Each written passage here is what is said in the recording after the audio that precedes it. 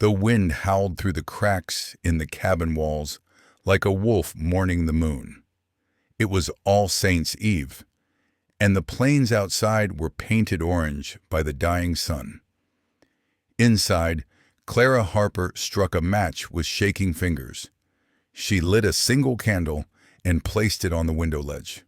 A ritual, a prayer, a habit she hadn't broken in 3 years. 3 years since her husband Samuel rode off with a promise and never returned. No grave, no word, no body. Just silence, and that cruel, unrelenting question, what if he's still alive? Clara had long since learned how to survive without answers. She chopped her own wood, tended her own crops, slept in a bed built for two, and never turned toward the empty side. But that night, something felt different. The candle flame didn't flicker, it leaned toward the door, towards something coming. She felt it in her chest first, a tightness, a memory, a warning. Then came the sound of hooves, slow, measured, a single rider. Clara stepped back from the window, heart hammering like it used to when Samuel came home late, covered in trail dust, grinning like the devil but looking at her like she was heaven. But when she opened the door, it wasn't Samuel. The man standing on her porch was younger, dirty, eyes wild from too many nights on the run. One arm wrapped tight against his ribs, soaked in blood. He looked at the candle, then at Clara, and said something that made her blood run colder than the wind ever could. "Mrs. Harper, I promised him I'd find you." And then he collapsed. Clara dropped to her knees beside the stranger, her hands moving on instinct, lifting his head, checking for breath. It was shallow, but there, he was alive. She dragged him inside, her arms trembling with effort, and laid him on the hearth rug where Samuel used to dry his boots. Blood soaked through his shirt and onto the woven fibers Clara had knotted with her husband the winter before he disappeared. She stoked the fire, heated water, tore clean linens into strips with the same knife she'd once used to slice Sunday roast. Her hands didn't shake, not until she reached the wound. Bullet graze, deep enough to scare death but not seal the deal. She cleaned it, bound it, whispered prayers she hadn't believed in for a long, long time. And then she waited. When his eyes fluttered open, hours had passed. The storm outside had come and gone. But the storm inside her? Still raging. "You said you knew my husband," she said. "You said you promised him."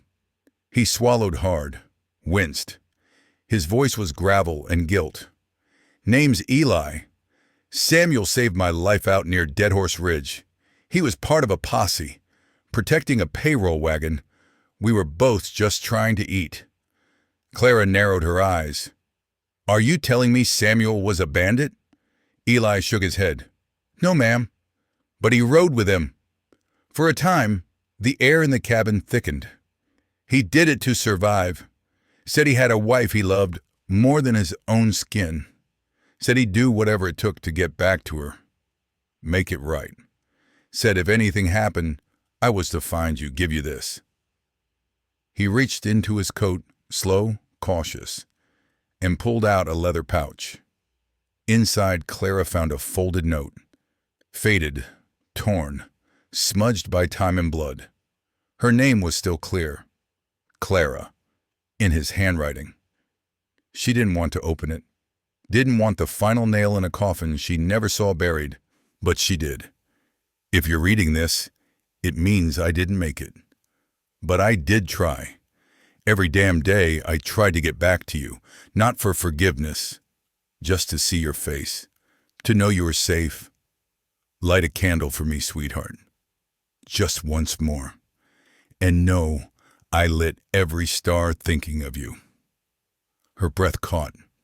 A sob rose in her throat and broke free before she could choke it down.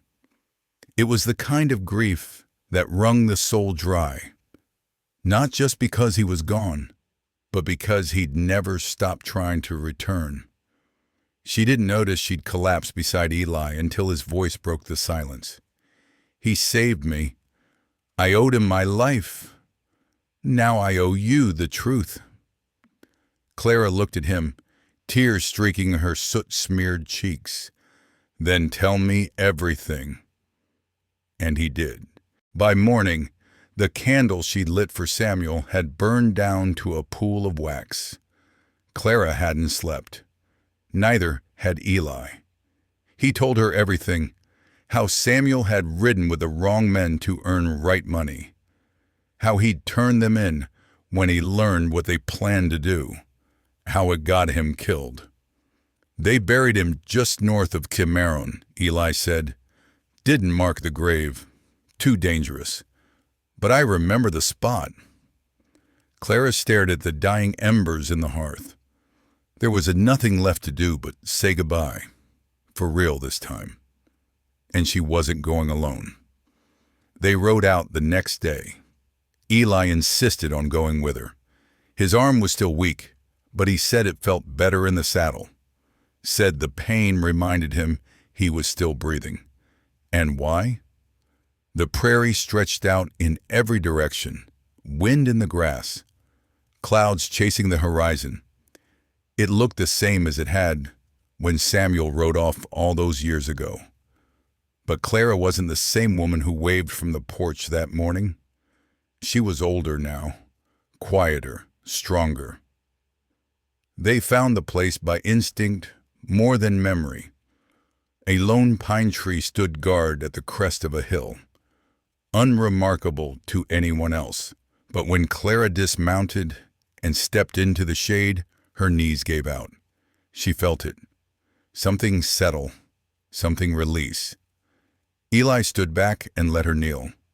She took out the pouch, laid the letter gently beneath the tree. "I lit that candle, Samuel," she whispered, "and you found a way to come home." She stayed like that for a long time. The wind picked up. A hawk cried overhead.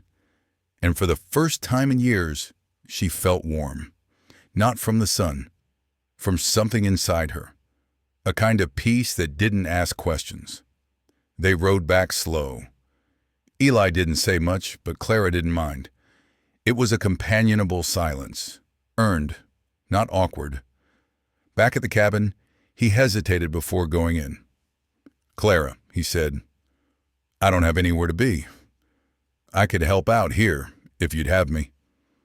She studied him, the lines on his face, the truth in his eyes. She wasn't looking at the man who'd come to her door bleeding and half dead. She was looking at someone who'd carried part of her husband's soul across mountains, rivers, and guilt. She nodded. "All right, but I don't cook for cowards," he laughed. "Ma'am, I ate squirrel stew in a thunderstorm once. I reckon I'll survive your biscuits." That night, Clara lit another candle. Not just for Samuel. This one was for something new. Something she didn't yet have words for. But whatever it was, it had begun. And this time, she let the flame burn all the way down.